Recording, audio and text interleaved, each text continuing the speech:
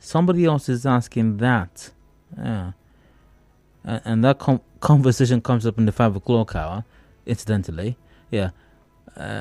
President Buhari accused his governors of stealing local government funds. Yep, it was the president who made the accusation.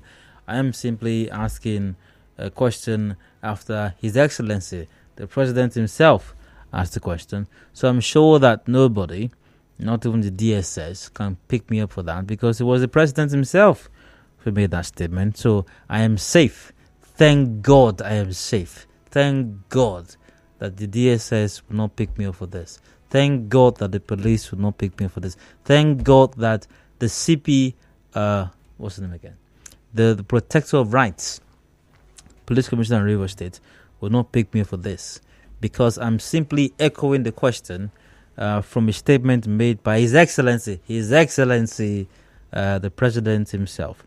He was the one that made the accusation that governors are thieves, that they are stealing. By the way, why did His Excellency, the President, make that statement? By the way, this was something from All for Our News earlier on today, and I think I'll find out shortly. Sorry, I've been kind of distracted just before the show. Really, I've had my mind in a lot of things lately.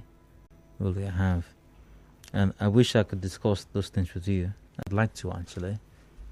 But I think there are too many people listening, so, you know. Anyways, where is the matter again? It was somewhere here, this moment.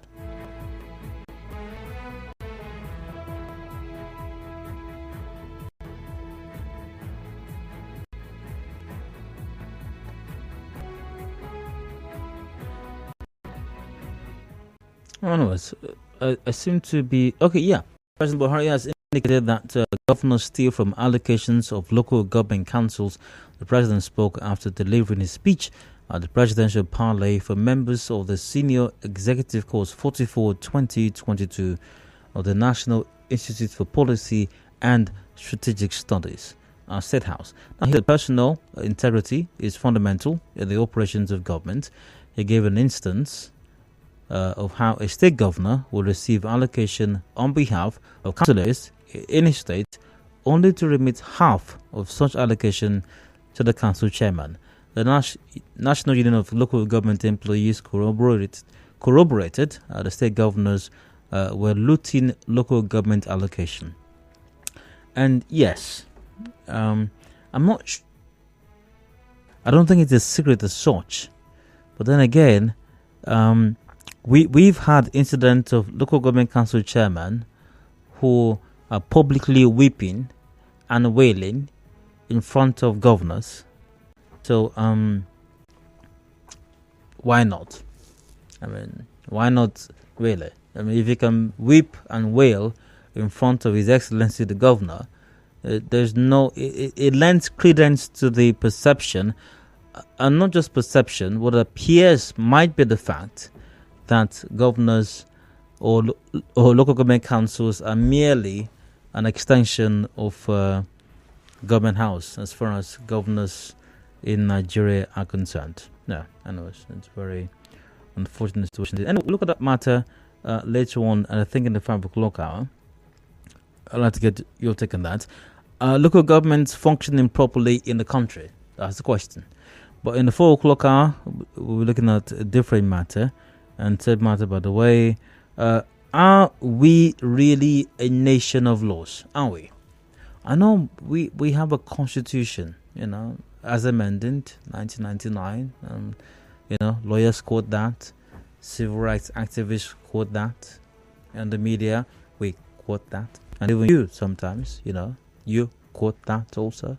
But are we really a nation of laws? Because a Niger court has ordered the arrest and remand in prison of the Chief of Army Staff, Farouk, Commander Tradok Mina, over contempt. Not the first time a top security official has been ordered to be arrested on contempt charges by a court. We had the EFCC guy recently, we had the IGP as well, that's the police fellow, and then we have the Chief of Army Staff. What exactly is going on here? Is there a trend? Can you perceive a trend here?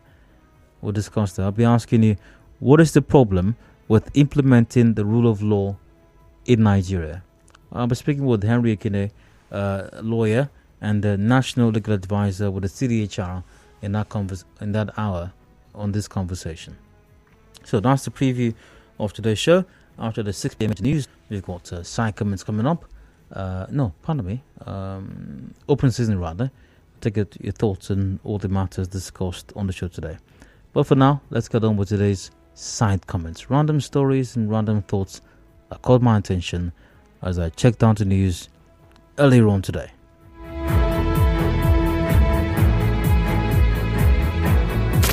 You are.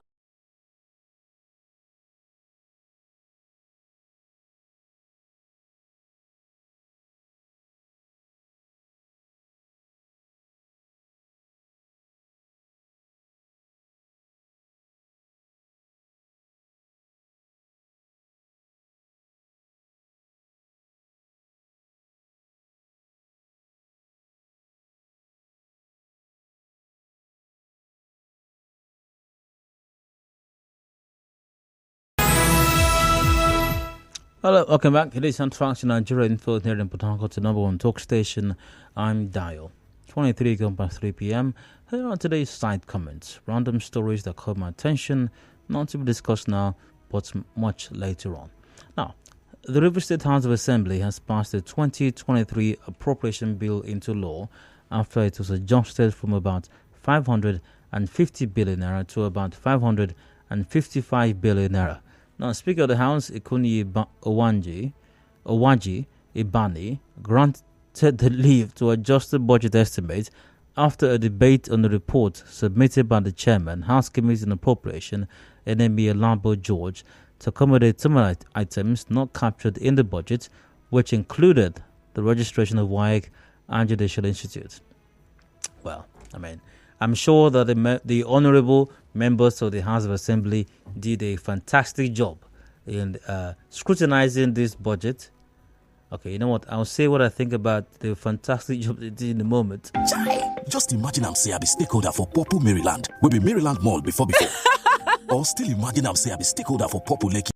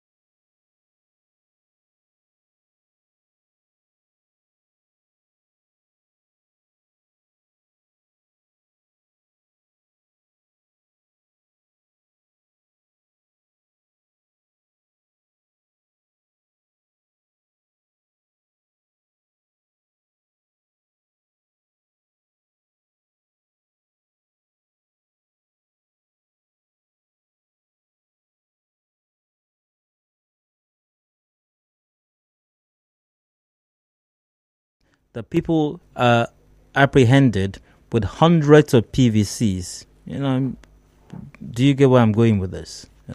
So,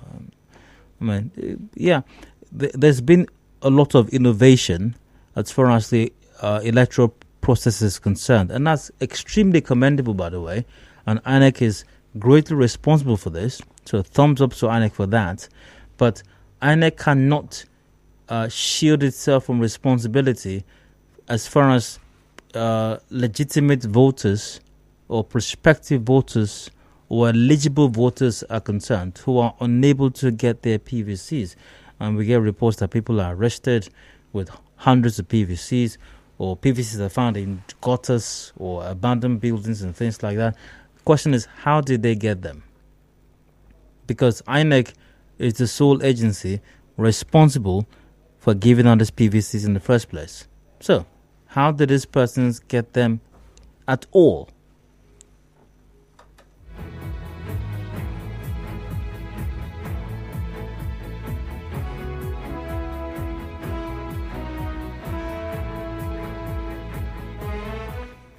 Was there anything else that caught my attention today? Let's see. I don't know. I've, been kind of about lately, I think there was something else. That caught my attention on the news today. I just need to quickly confirm that before I move on.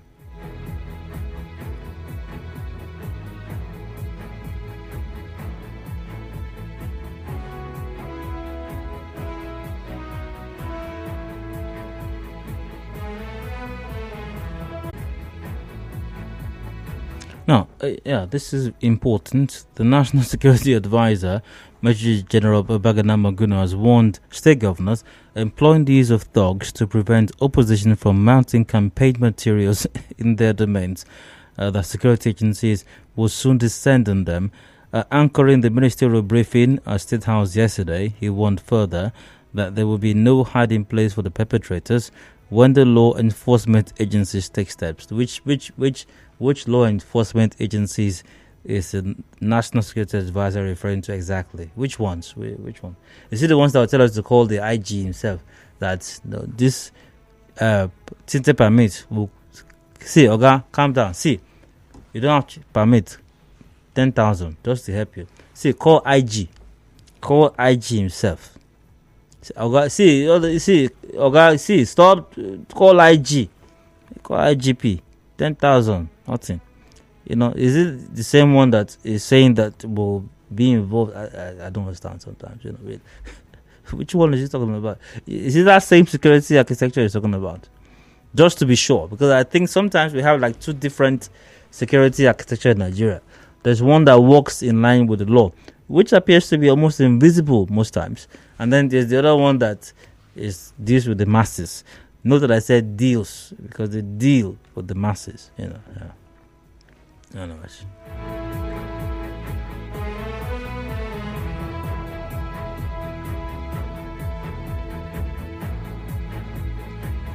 So I think I'll leave all today's segment to not notes. Plenty of time spent on that already. I'll go for a quick break. When I return, I've got a rant coming up. I've got something in my mind. Oh, I have. Oh, goodness. I have too many things, actually. I'll express a few thoughts on that. And when I return, I'll get your take on mine too for. Stay tuned. Hard Fast return shortly.